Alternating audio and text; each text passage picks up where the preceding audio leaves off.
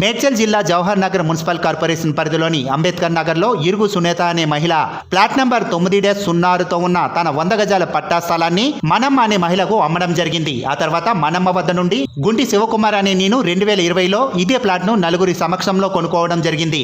ప్లాట్కు సంబంధించిన ఒరిజినల్ పట్టాతో పాటు నోటరీ డాక్యుమెంట్ను కూడా నాకు అందివ్వడం జరిగింది. ఈ విషయంపై శివకుమార్ మాట్లాడుతూ, ఈ రోజు నాకు అమ్మిన ప్లాట్ను మరొకరికి అమ్మినట్లుగా తప్పుడు పత్రాలు చూపుతూ నా ప్లాట్ను కబ్జా చేయడానికి కొందరు ప్రయత్నిస్తున్నారు. ఇదేమిటని ప్రశ్నించిన నాపై దౌర్జన్యంతో మనుషులను పెట్టి కొట్టించారు. చంపడానికి కూడా చూస్తున్నారు.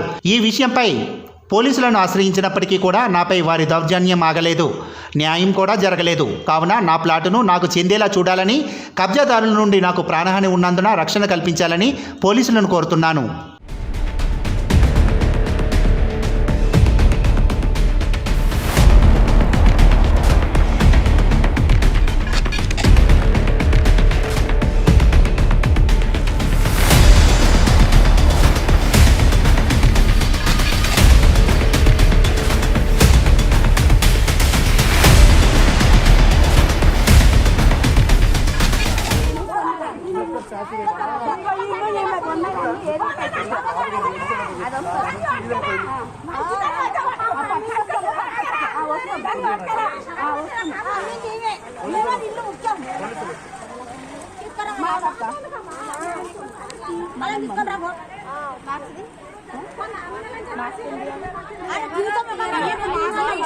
మాస్క్ ఎందుకు తీయాలి? ఏదో బస్తు నుంచి వచ్చి బస్తీలకు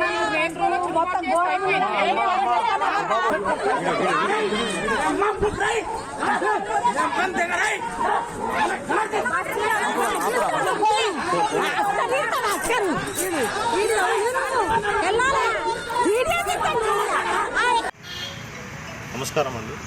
నా పేరు గుంటి శివకుమార్ అండి. నేను ఉండడానికి ఇల్లు లేదని చెప్పేసి పైసా కూడబెట్టుకొని ఒక ఇల్లు కొనుక్కుందామని చెప్పేసి జవహర్ నగర్ అంబేద్కర్ నగర్లో ఒక ప్లాట్ కొనుక్కోవడం జరిగినది. 2 రూమ్లు ఉన్నాయి. దాంట్లో ఈ ప్లాట్ని నాది అని చెప్పి కొంతమంది వ్యక్తులు.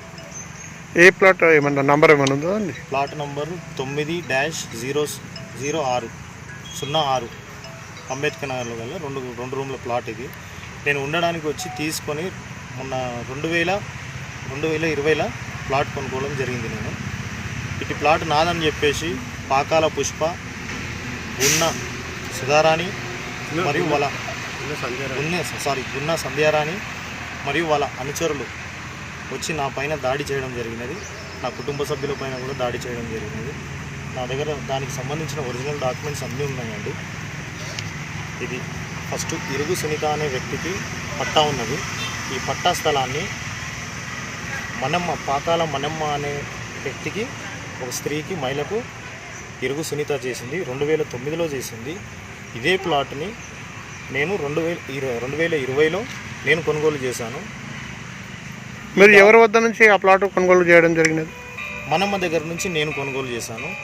ఈ ఇరుగు సునీత స్థానికులు కొంతమంది కలిసి ఈ ప్లాట్ని 2012లో ఒక ఫేక్ డాక్యుమెంట్, దొంగ డాక్యుమెంట్ సృష్టించి మాది అని అంటూ ఇప్పుడు దౌర్జన్యానికి రౌడీలను పెట్టి మా మీద దాడులు చేసుకుంటా భౌతికంగా మమ్మల్ని తిట్టుకుంటా, నానా మాటలు బూతులు తిట్టుకుంటా, మీరు ఎట్లుంటారో ఈ బస్తీలో చూస్తాము, ఈ బస్తీ అంతా మాది, మాకు తెలియకుండా మీరు ఎట్లా ప్లాట్ కొన్నారు, మమ్మల్ని కాదని మీరు ఎట్లా కొన్నారు, ఇవన్నీ మేము అమ్మితేనే మీరు తీసుకోవాలి, మీరు ఎక్కడి నుంచో వచ్చి ఇక్కడ ఉన్నారు అని చెప్పేసి దౌర్జన్యం చేస్తున్నారు. ఒక సామాన్యుడు ఇల్లు కొనుక్కొని కూడా ఉండలేని పరిస్థితి, దీనమైన పరిస్థితి ఇక్కడ కలుగుతున్నదండి.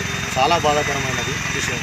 నా మీద జరిగిన ఇటువంటి దాడులు ఇంకొవ్వరి మీద కూడా జరగొద్దని చెప్పేసి నేను కోరుకుంటున్నాను. కంప్లైంట్ ఇచ్చారా? కంప్లైంట్ ఇచ్చాము. పోలీస్ స్టేషన్లో కూడా కంప్లైంట్ ఇచ్చాము. పోలీసులు కూడా సానుకూలంగా స్పందించి డాక్యుమెంట్స్ అన్ని వెరిఫికేషన్ చేస్తున్నారు.